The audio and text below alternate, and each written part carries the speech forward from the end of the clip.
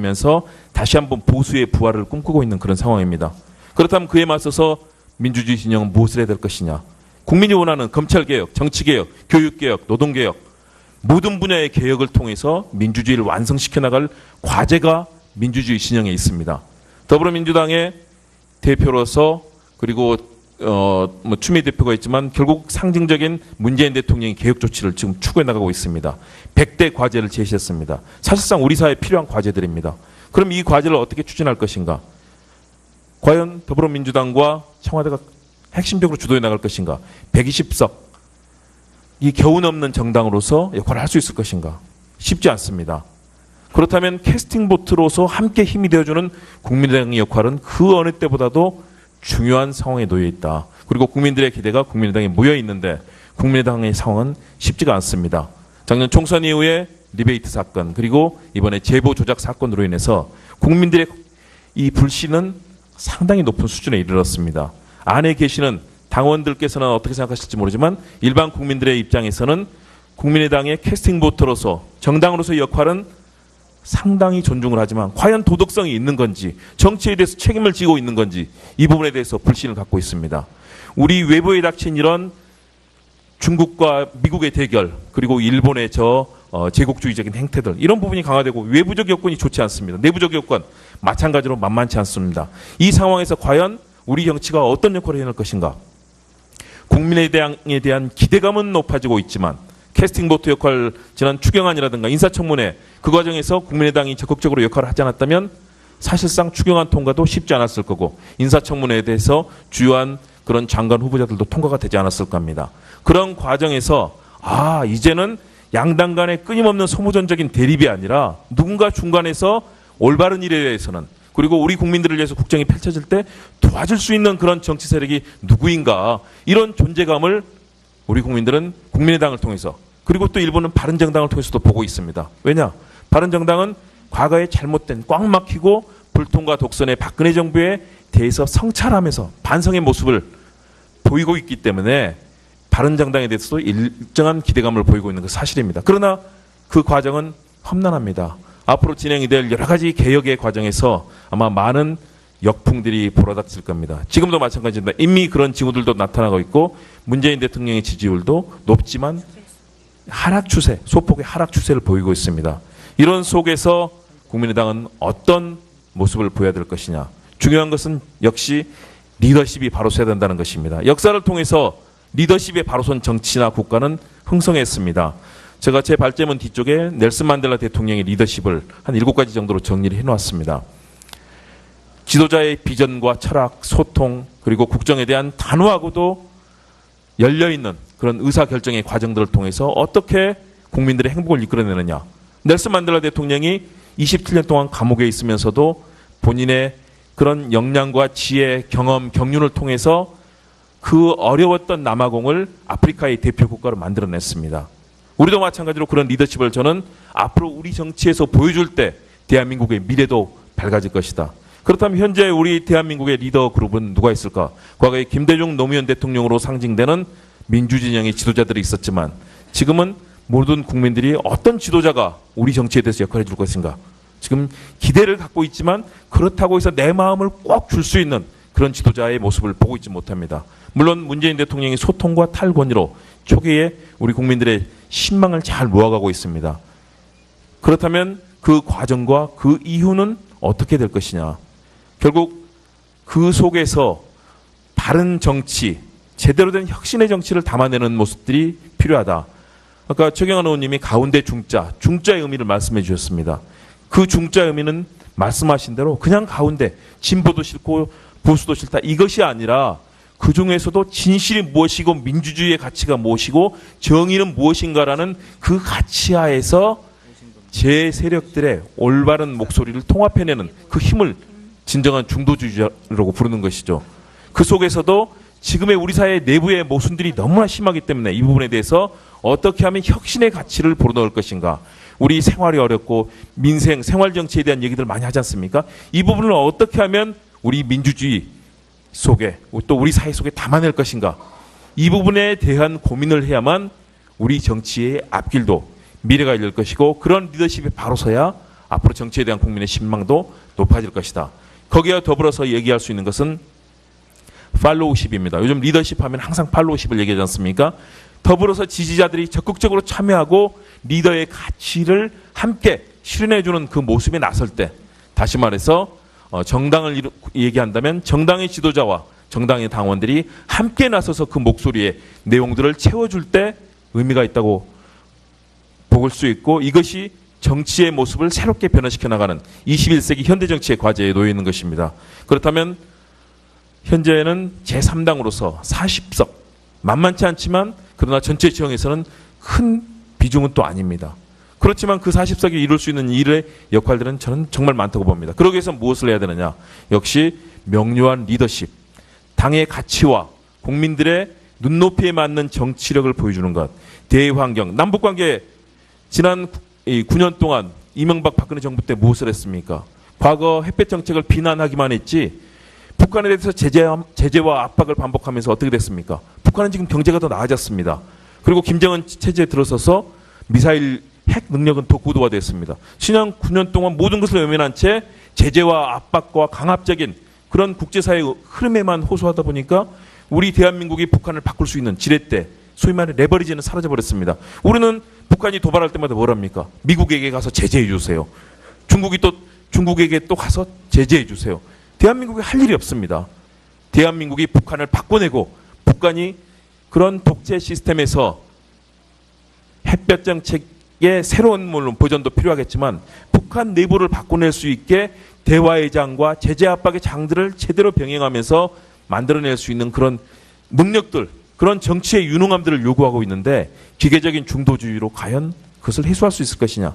국민들은 의구심을 가지고 보고 있습니다.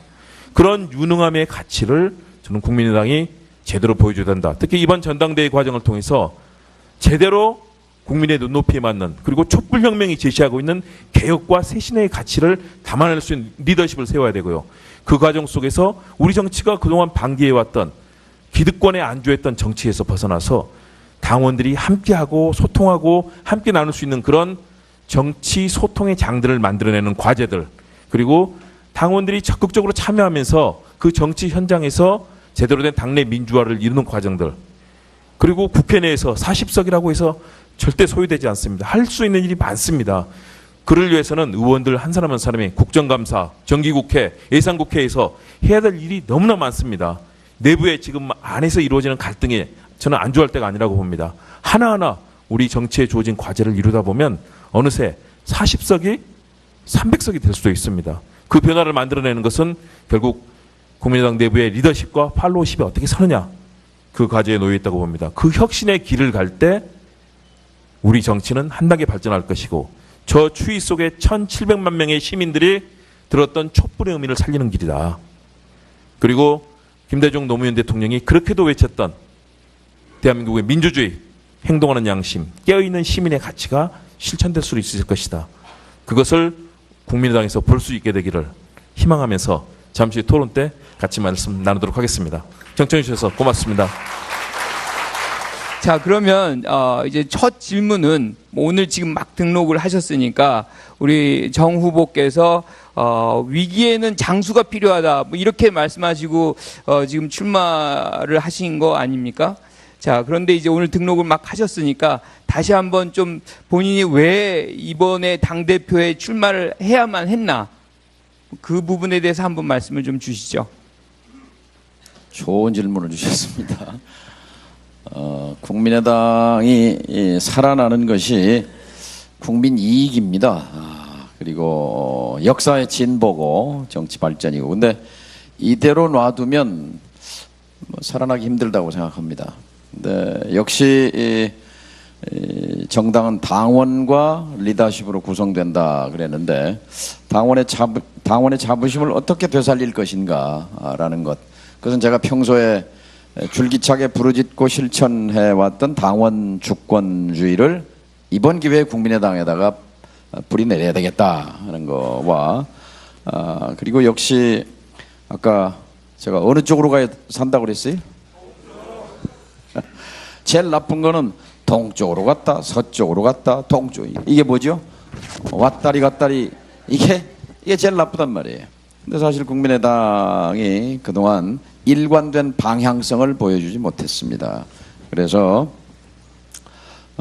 제가 10년 전에 이제 대선에 떨어지고 가장 깊게 깨달은 것이 정동영 정치가 땅바닥에서 한 30cm쯤 떨어진 허공을 걸으면서 해왔구나 하는 자기 반성 속에서 지난 10여 년 동안 아래로 내려가는 일을 나름대로 실천해 왔습니다. 그러니까 고통받는 사람들, 눈물 흘리는 사람들, 결국 정치라는 게 목소리가 약한 사람들을 위해서 대신 목소리를 내주는 것인데, 그것을 여의도 정치의 틀 속에 갇혀서는 할 수 없다라는 깨달음이었고, 그 아래로 향한 그 저의 실천 속에서 국민의당이 이렇게 가면 살겠구나 하는 확신을 얻은 거예요. 자, 뭐 지금 말씀하신 대로 국민의 이익을 위해서 이제 출마를 하셨다, 뭐 이렇게 말씀을 하시는데, 그러면 이제 사실 그렇게 이제 출마를 하시는 변은 이제 우리가 이해를 했는데, 근데 중요한 거는 국민의당이 굉장히 위기죠. 그렇죠? 지지율이 굉장히 낮고, 그 다음에 많은 지금 분란거리가 있고, 일종의 이제 화학적 결합도 안 됐다, 뭐 많은 등등의 신생 정당으로서 우리가 가질 수 있는 어떤 문제점들은 거의 다 노출을 하고 있어요. 이렇게 해서 어떻게 제3당의 지위, 나중에는 더 큰 정당으로 이제 발돋움할 수 있는지 굉장히 이제 많은 분들이 우려를 하고 있어요. 그러니까 만약에 이제 이 당 대표가 되신다면, 그러면 당을 어떻게 해서 지금 말씀드린 대로 그러한 수권 정당, 100년 정당 으로 만드실 건지 플랜을 한번 좀 말씀을 간단하게 해주시면 좋겠습니다. 만약에 대표가 된다면이 아니고 대표가 된다고 보고 그렇게 하시죠. 그래야 뭐 얘기가 되는 거죠.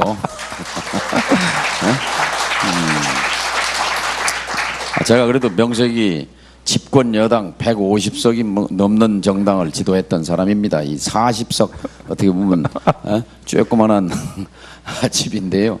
첫째, 내부 통합이 필요합니다. 내부 통합이. 그 안에 무슨 아무개 괜히 40명 가지고 그 안이 이렇게 쪼개지고 금이 가가지고요 무슨 힘이 나오겠습니까? 이걸 묶어내는 게 이게 통합지도력입니다. 그리고 YS가 이런 말을 했어요. 야당은 지지율을 먹고 살지만 대통령은 지지율 함정에 빠지면 실패한다. 본인의 경험을 얘기한 거예요. 지금 문재인 정부는 지지율 함정에 빠진 것으로 보여집니다. 이렇게 가면은 저는 성공하기 어렵다고 봅니다. 문재인 정부가 성공하기를 바랍니다. 왜냐하면 국민의 삶이 피폐해지지 않기 위해서, 그러기 위해서 국민의당이 중요하지요. 지지율은 다른 말로 하면 신뢰도를 수치로 표시한 겁니다. 국민의당에 대한 기대와 믿음이 높았을 때는 지지율이 높은 숫자로 나오는 것이고, 땅바닥에 떨어진 것, 우리가 이렇게 세우려면 왜 그랬는가를 따져봐야 될 거 아니겠어요? 결국은 정동영이 당대표가 돼서 목표는 그겁니다.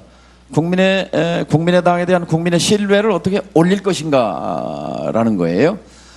그런데 뭐 따져보면 그런 거예요. 사실 이 문재인 정부는 민주당 스스로 집권한 게 아니에요. 그렇잖아요. 민주당 실력으로, 저도 민주당 해봐서 민주당 실력을 알잖아요. 국민의당이나 대차 없습니다.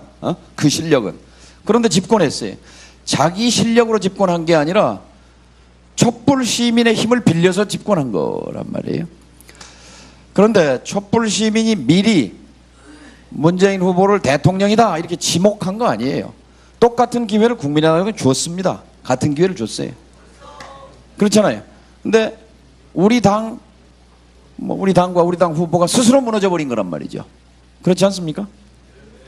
그래서 이 점을 잘 성찰하고 어디가 약했고 어디에서 국민의 신뢰가 무너졌는가, 이것을 반성할 건 제대로 반성해야 하지요. 그리고 국민의 신뢰를 일으키는 첩경은, 지름길은 국민의 지금 취직 안 되고 아들, 딸들 장사 안 되고 답답한데 국민의당이라는 게 심리적 거리로 몇 미터쯤 떨어져 있겠는가? 100m? 아니 1000m? 멀리 떨어져 있단 말이에요. 나와 다른 외계인들처럼 보여진단 말이에요. 이거를 국민의 삶의 현장으로 10m 안으로 5m 안으로 끌고 들어오는 것. 이래서 가장 먼저 정치하는 사람들 중에서는 정당 중에서는 국민의당이 가장 먼저 달려와서 하소연을 들어주고 어디가 아프십니까? 왜 눈물을 흘리십니까? 어디가 고통스럽습니까? 어디가 가렵습니까? 저는 듣고 경청하는 것만으로도 50%는 해결된다. 이 방향, 그러니까 동쪽으로 아래로 그리고 플러스 속도, 미적미적 할 게 아니라 하나, 둘, 서너 가지만 작지만 성공 사례를 만들어내면 문제 해결 능력을 보여주면 저는 신뢰는 살아난다고 생각합니다. 이것이 정동영이 생각하는 지지율 회복 방안입니다. 그러니까 지금 정동영 후보는 일단 반성을 하시겠다. 반성하고 그다음에 당 내부에서의 화합 그리고 지지율 반등 이 당을 살리는 길은 민생주의로 하시겠다. 뭐 이렇게 요약을 할 수 있을 것 같습니다. 자, 그러면 우리가 지금 여기서 민생주의라는 단어가 나왔는데 그거를 조금 구체적으로 좀, 왜냐면 뭐 우리가 지금 극중주의라는 단어도 나왔어요. 근데 많은 분들이 극중주의라는 걸, 저도 뭐 정치학자로서 지금 뭐 몇십 년 동안을 공부해 봤지만 극중주의라는 단어를 제가 들어본 적이 이번에 처음이에요. 그래서 상당히 모호한 개념인데 여기에 반해서 민생주의라는 말씀을 좀 지금 제기를 하시고 계세요. 그러면 그 민생주의에 대해서도 좀 뭐 당원들이라든가 국민들에게 좀 쉽게 이해할 수 있는 그렇게 좀 설명을 간단하게 해주시면 어떨까요? 뭐 이 자리에 오신 분만이 아니라 민생주의 모르는 국민이 어디 있겠습니까? 다 아는 건데 우리 정치학 교수시기도 하고 우리 김홍욱 교수께서 우리 김관욱 교수는 대구에 계셔서 그런가 극중주의란 말을 못 들어봤다고 그러는데 서울 계시니까 혹시 들어봤습니까? 좀 설명 좀 해주시면 좋겠습니다. 극중주의 여러분 혹시 이번에 나오기 전에 들어보신 적 있으세요? 아마 없으실 겁니다. 왜냐하면 정치학 교과서에는 나오지 않거든요. 그런데 실제 현실에서는 뭐 독일이라든가 유럽의 발전된 국가에서는 굉장히 많은 이 정당들이 있고 다당제하에서 진행이 됐었기 때문에 그런 정당의 추구가 있었고 최근에 극중주의가 대두가 된 것은 역시 프랑스에서 마크롱 대통령의 당선으로 인해서입니다. 그건 뭐냐면 이 중도주의, 특히 중도주의도 극중주의, 흔히 영어로는 레디컬 센트리즘, 극도로 중간으로 향한다. 모든 가치에서 어떤 진보라든가 보수의 가치에서 떠나서 현안에 집중할 때 가운데로만 집중한다. 이런 표현을 해서 나온 건데요. 마크롱 대통령이 있는 프랑스 현실을 보면 아시지 않습니까? 과거에 보수와 진보 정당이 있었는데 특히 사회당이 오랜 집권을 했었죠. 그런데 사회당의 무능에 프랑스 국민들이 상당히 질렸던 거죠. 또 외국인들이 와 있고 이런 가운데서 프랑스 보수는 또 뭐냐? 보수와 진보에 대해서 염증이 생기면서 그렇다면 내가 그런 중도의 입장에서 하겠다라고 하는 이 마크롱 대통령의 얘기가 일단 프랑스 국민들의 마음을 움직여서 단 한 석도 없던 정당이 거의 70% 가까운 의석을 점유하고 대통령을 만들어냈습니다. 이 과정에서 이제 프랑스 국민들이 극중주의에 집중을 한 건데요. 우리 이 현실에서 과연 쓸 수 있는 개념이냐? 물론 안철수 전 대표가 이제 이 극중주의 개념을 들고 나왔습니다. 과연 그렇다면 우리 현실에서는 프랑스 같은 사회당의 몰락, 일본도 마찬가지죠. 일본도 사회당이 완전히 몰락했지 않습니까? 대한민국에서는 어떤 것인가? 대한민국에도 물론 진보와 보수의 염증을 내는 그런 목소리들이 많이 있었습니다. 왜냐하면 소위 말해서 진보에 대해서 싸가지 없는 진보라는 얘기들을 많이 하지 않았습니까? 진보, 정말 국민을 위해서 민주주의의 가치를 살려야 되는데 내부에서 분열과 서로 간의 이념 노선 투쟁만 하는 그런 진보 또는 탐욕스럽고 부패한 보수, 이런 염증 때문에 중도주의에 대한 얘기가 나왔고 소위 말해서 서울대 백낙청 명예교수의 변혁적 중도주의에 이어서 우리 사회에서는 그래서 중도주의도 최소한 혁신하거나 반성하는 혁신적 중도주의로 가야 되는 것 아니냐, 이런 얘기들을 많이 하고 있습니다. 그렇다면 과연 극중주의로 가는 것이 맞을 것이냐. 결국은 우리 국민들이 지금 원하는 이 고통스러운 민생의 현장, 청년들이 실업으로 또 구직난으로 목숨을 끊는 그런 현실, 또 한 길 앞을 볼 수 없는 중년 가장, 또 아이들 보육 문제로 정말로 고통스러워하는 어머니들의 모습, 이걸 헤쳐나갈 수 있는 이 민생의 현장, 이 민생주의의 가치를 어떻게 만들어갈 것이냐. 과연 극중주의라는 그 모호한 가치로 답을 찾을 수 있을 것이냐. 물론 그 과정에서 새로운 정치적 현실을 만들어낼 수 있을지 모르나 대한민국의 현실은 그 고통을 바꿔낼 수 있는 것들. 그렇다면 혁신적 중도주의, 또 변혁적 중도주의의 얘기를 하고요. 그 와중에는 정말로 개혁적인 민생주의가 뒷받침이 돼야 된다. 이런 얘기들을 국민들께서도 하시고 계시는 걸로 최근에 민생주의 개념을 생각하고 있습니다. 우리 김홍국 박수 크게 잠시만요. 한번 잠시만요. 그 사회자를 바꾸실 겁니까? 아니 하나 물어보려고 네. 예, 물어보세요. 그 우리 김 교수가 36페이지 한번 보세요. 36페이지다가 극중주의 이렇게 써놨어요. 상황에 따라서 가장 현명한 선택을 하는 것이다. 간 중간쯤 있어요. 그런데 상황에 따라서 현명한 선택을 하면 그 기회주의하고 어떻게 다릅니까? 그래서 그런 위험이 있다는 것이죠. 극중주의가 잘못하면 여론으로 또는 그 상황에 유리한 쪽으로만 해석될 가능성이 있기 때문에 극중주의가 갖는 위험성이 있습니다. 우리 과거에 꺼삐단디 기억하시죠? 러시아가 들어오면 친러파가 되고 일본이 득세할 때는 친일파가 됐다. 미국이 오니까 또 친미파가 되는. 그래서 상황에 따라서 유리하게만 움직이는 자칫하면 기회주의가 될 수 있는데요. 그렇기 때문에 정말로 확고한 중심, 철학, 가치 그리고 현실에 대한 인식이 돼야 기회주의가 되지 않을 거다라는 말씀입니다. 제가 뭐 얘기해도 되겠습니까? 우리 예, 사회자님? 하십시오. 네. 그러니까 책상 위에서 뭐 극중주의니 무슨 주의니 저는 그거를 국민들이 어떻게 볼 것인가 그건 공리공담으로 본단 말이죠. 그러니까 제가 지난주에 대전 서구 월평동 그 주공 임대아파트에 갔어요. 한 어르신이 이렇게 얘기를 해요. 나는 저 기초생활수급자인데 한 달에 49만 원 받는다. 근데 노령연금이 생겨서 20만 원씩 준다 그래서 굉장히 기뻐했고 기대를 했는데 20만 원 주더니 기초수급 49만 원에서 20만 원을 깎아버렸더라. 도로 49만 원 됐고 그 다음에 생활비를 좀 보태려고 폐지를 주어가지고 뭐 이렇게 해서 한 10만 원 벌이가 생기면 그 금방 동사무소에서 알고 그 10만 원을 또 깎아버리고 그래서 우리는 49만 원의 감옥에 살아야 되는 거냐 이거 좀 고쳐줄 수 없냐 제가 그렇게 말했습니다. 제가 당대표가 되면 자 이 내년에 20만 원에서 이제 노령연금 30만 원을 올리는 걸 지금 정부가 계획하고 있는데 이 10만 원 올리는 거라도 기초수급자 155만 명에게 깎지 않고 드리는 방안을 당론으로 추진하겠습니다. 그랬더니 기립박수를 막 보내주시더라고요. 이게 국민의당이 사는 민생주의라고 생각합니다. 동의하십니까? 골목에 있는 상권 거의 다 재벌 대기업들이 장악했어요. 빵집, 떡집, 꽃집 안 하는 게 없잖아요. 자, 국민의당이 생계형 적합업종 자영업 예를 들면 지금 이제 앞으로는 라면집 있잖아요. 분식가게 이것도 라면 회사들이 한다고 달라들 거예요. 좀 있으면요. 그래서 이 서민들이 골목에서 영위하는 이 생계형 자영업은 보호해야 합니다.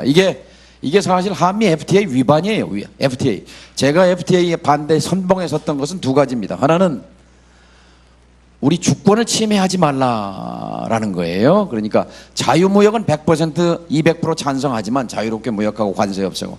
그러나 우리 법원이 판결한 것이나 우리 국회가 법률을 정한 것도 미국이 그거는 허락을 안 하면 법도 무효가 되고 판결도 무효가 되는 거.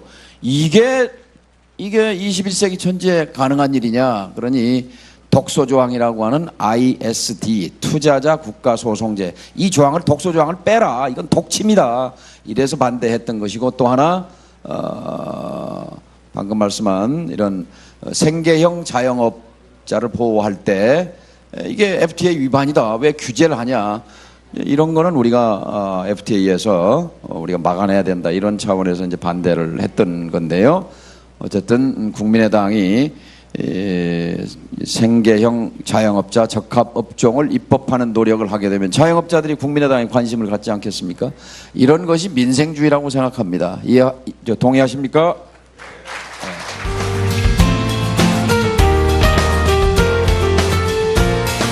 면서 다시 한번 보수의 부활을 꿈꾸고 있는 그런 상황입니다. 그렇다면 그에 맞서서 민주주의 진영은 무엇을 해야 될 것이냐? 국민이 원하는 검찰개혁, 정치개혁, 교육개혁, 노동개혁 모든 분야의 개혁을 통해서 민주주의를 완성시켜 나갈 과제가 민주주의 진영에 있습니다. 더불어민주당의 대표로서 그리고 추미애 대표가 있지만 결국 상징적인 문재인 대통령의 개혁 조치를 지금 추구해 나가고 있습니다. 100대 과제를 제시했습니다. 사실상 우리 사회에 필요한 과제들입니다. 그럼 이 과제를 어떻게 추진할 것인가? 과연 더불어민주당과 청와대가 핵심적으로 주도해 나갈 것인가? 120석, 이 겨우 넘는 정당으로서 역할을 할 수 있을 것인가? 쉽지 않습니다. 그렇다면 캐스팅 보트로서 함께 힘이 되어주는 국민의당의 역할은 그 어느 때보다도 중요한 상황에 놓여 있다. 그리고 국민들의 기대가 국민의당에 모여 있는데 국민의당의 상황은 쉽지가 않습니다. 작년 총선 이후에 리베이트 사건 그리고 이번에 제보 조작 사건으로 인해서 국민들의 이 불신은 상당히 높은 수준에 이르렀습니다.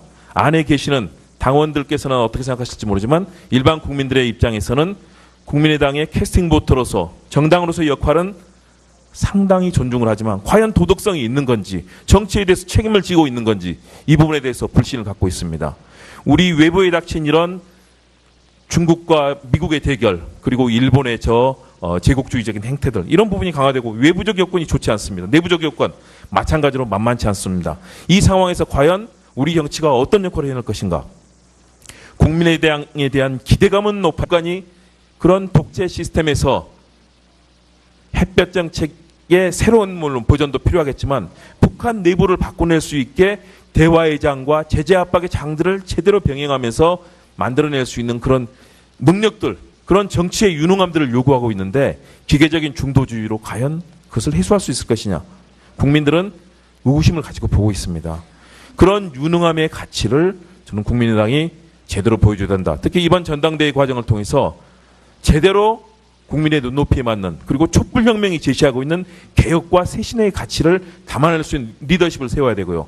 그 과정 속에서 우리 정치가 그동안 방기해왔던 기득권에 안주했던 정치에서 벗어나서 당원들이 함께하고 소통하고 함께 나눌 수 있는 그런 정치 소통의 장들을 만들어내는 과제들 그리고 당원들이 적극적으로 참여하면서 그 정치 현장에서 제대로 된 당내 민주화를 이루는 과정들 그리고 국회 내에서 40석이라고 해서 절대 소유되지 않습니다. 할 수 있는 일이 많습니다. 그를 위해서는 의원들 한 사람 한 사람이 국정감사, 정기국회, 예산국회에서 해야 될 일이 너무나 많습니다.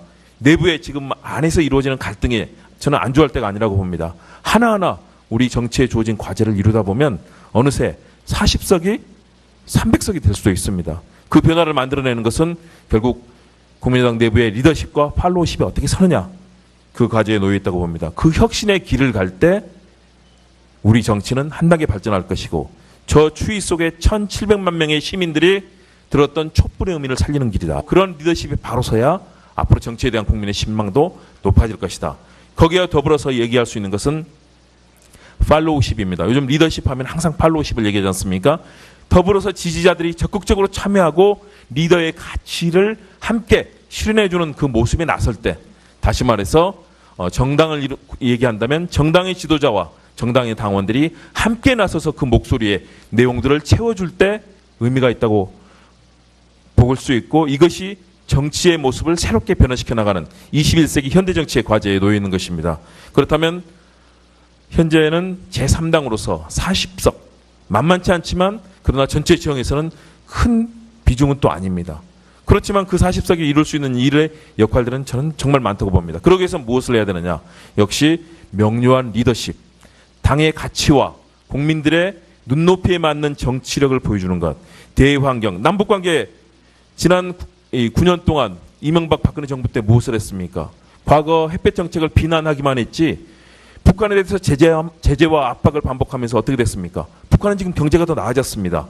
그리고 김정은 체제에 들어서서 미사일 핵 능력은 더 고도화됐습니다. 지난 9년 동안 모든 것을 외면한 채 제재와 압박과 강압적인 그런 국제사회의 흐름에만 호소하다 보니까 우리 대한민국이 북한을 바꿀 수 있는 지렛대, 소위 말해 레버리지는 사라져버렸습니다. 우리는 북한이 도발할 때마다 뭘 합니까? 미국에게 가서 제재해 주세요. 중국이 또 중국에게 또 가서 제재해 주세요. 대한민국이 할 일이 없습니다. 대한민국이 북한을 바꿔내고 펴지고 있지만 캐스팅 보트 역할 지난 추경안이라든가 인사청문회 그 과정에서 국민의당이 적극적으로 역할을 하지 않았다면 사실상 추경안 통과도 쉽지 않았을 거고 인사청문회에 대해서 주요한 그런 장관 후보자들도 통과가 되지 않았을 겁니다. 그런 과정에서 이제는 양당 간의 끊임없는 소모전적인 대립이 아니라 누군가 중간에서 올바른 일에 대해서는 그리고 우리 국민들을 위해서 국정이 펼쳐질 때 도와줄 수 있는 그런 정치 세력이 누구인가 이런 존재감을 우리 국민들은 국민의당을 통해서 그리고 또 일부는 바른정당을 통해서도 보고 있습니다. 왜냐? 바른정당은 과거에 잘못된 꽉 막히고 불통과 독선의 박근혜 정부에 대해서 성찰하면서 반성의 모습을 보이고 있기 때문에 바른정당에 대해서도 일정한 기대감을 보이고 있는 그 사실입니다. 그러나 그 과정은 험난합니다. 앞으로 진행이 될 여러 가지 개혁의 과정에서 아마 많은 역풍들이 불어닥칠 겁니다. 지금도 마찬가지입니다. 이미 그런 징후들도 나타나고 있고 문재인 대통령의 지지율도 높지만 하락 추세, 소폭의 하락 추세를 보이고 있습니다. 이런 속에서 국민의당은 어떤 모습을 보여야 될 것이냐. 중요한 것은 역시 리더십이 바로 서야 된다는 것입니다. 역사를 통해서 리더십에 바로 선 정치나 국가는 흥성했습니다. 제가 제 발제문 뒤쪽에 넬슨 만델라 대통령의 리더십을 한 7가지 정도로 정리를 해놓았습니다. 지도자의 비전과 철학, 소통, 그리고 국정에 대한 단호하고도 열려있는 그런 의사결정의 과정들을 통해서 어떻게 국민들의 행복을 이끌어내느냐. 넬슨 만델라 대통령이 27년 동안 감옥에 있으면서도 본인의 그런 역량과 지혜, 경험, 경륜을 통해서 그 어려웠던 남아공을 아프리카의 대표 국가로 만들어냈습니다. 우리도 마찬가지로 그런 리더십을 저는 앞으로 우리 정치에서 보여줄 때 대한민국의 미래도 밝아질 것이다. 그렇다면 현재 우리 대한민국의 리더 그룹은 누가 있을까? 과거에 김대중 노무현 대통령으로 상징되는 민주진영의 지도자들이 있었지만 지금은 모든 국민들이 어떤 지도자가 우리 정치에 대해서 역할을 해줄 것인가? 지금 기대를 갖고 있지만 그렇다고 해서 내 마음을 꼭 줄 수 있는 그런 지도자의 모습을 보고 있지 못합니다. 물론 문재인 대통령이 소통과 탈권위로 초기에 우리 국민들의 신망을 잘 모아가고 있습니다. 그렇다면 그 과정과 그 이후는 어떻게 될 것이냐. 결국 그 속에서 바른 정치, 제대로 된 혁신의 정치를 담아내는 모습들이 필요하다. 아까 최경환 의원님이 가운데 중자의 의미를 말씀해 주셨습니다. 그 중자의 의미는 말씀하신 대로 그냥 가운데 진보도 싫고 보수도 싫다 이것이 아니라 그 중에서도 진실이 무엇이고 민주주의의 가치가 무엇이고 정의는 무엇인가라는 그 가치하에서 제 세력들의 올바른 목소리를 통합해내는 그 힘을 진정한 중도주의자라고 부르는 것이죠. 그 속에서도 지금의 우리 사회 내부의 모순들이 너무나 심하기 때문에 이 부분에 대해서 어떻게 하면 혁신의 가치를 불어넣을 것인가. 우리 생활이 어렵고 민생, 생활정치에 대한 얘기들 많이 하지 않습니까? 이 부분을 어떻게 하면 우리 민주주의 속에 또 우리 사회 속에 담아낼 것인가. 이 부분에 대한 고민을 해야만 우리 정치의 앞길도 미래가 열릴 것이고